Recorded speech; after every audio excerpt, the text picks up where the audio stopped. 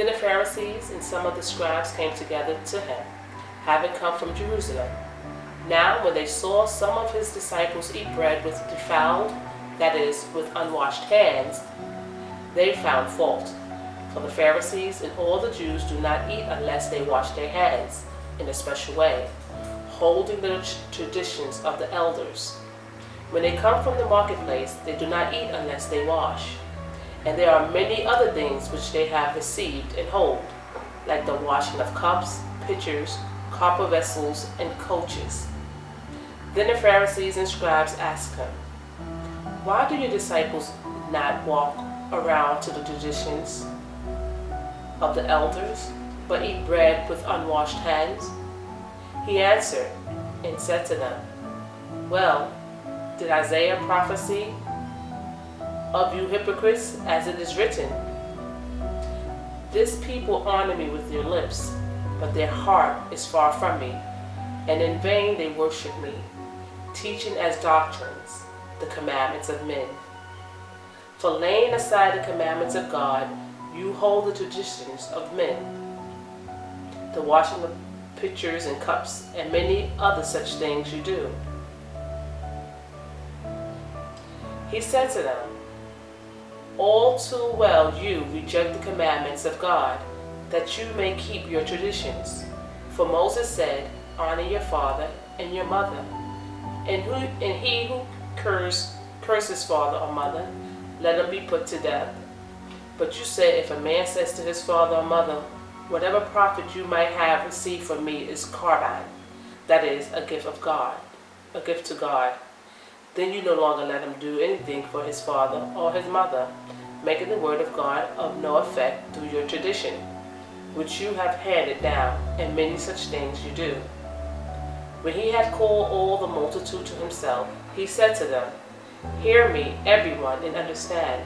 There is nothing that enters a man from outside which can defile him, but the things which come out of him, those are the things that defile a man. If anyone has ears to hear, let him hear."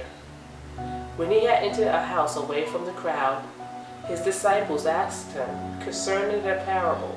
So he said to them, "Are you thus without understanding also? Do you not perceive that whatever enters a man from outside cannot defile him? Because it does not enter his heart, but his stomach, and is eliminated, thus purifying all food."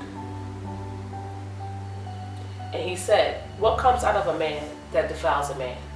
For from within, out of the heart of a man, proceed evil thoughts, adulteries, fornications, murderers, thefts, covetousness, wickedness, deceit, lewdness, an evil eye, blasphemy, pride, foolishness.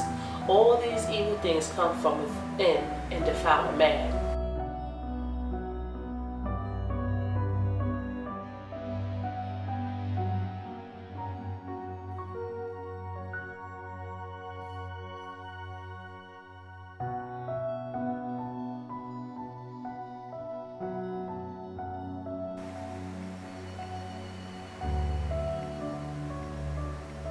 Mark 7, verse 24.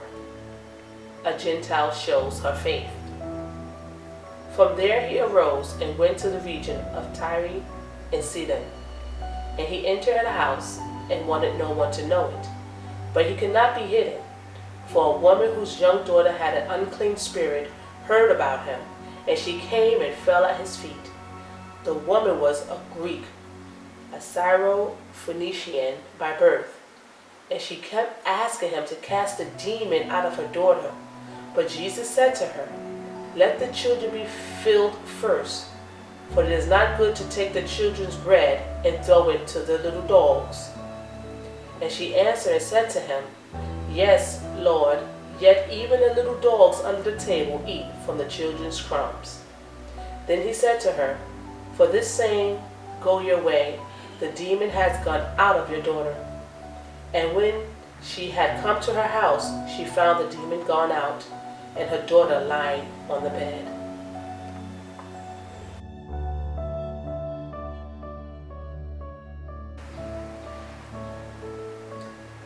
Mark 7, verse 31. Jesus heals a deaf mute.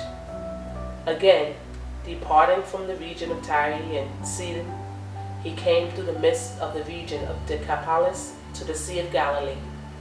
Then they brought to him one who was deaf and had an impediment in his speech. And they begged him to put his hand on him. And he took him aside from the multitude and put his fingers in his ears. And he spat and touched his tongue. Then looked up to heaven, he sighed and said to him, Ephatha, that is, be opened. Immediately his ears were opened, and the impediment of his tongue was loosed.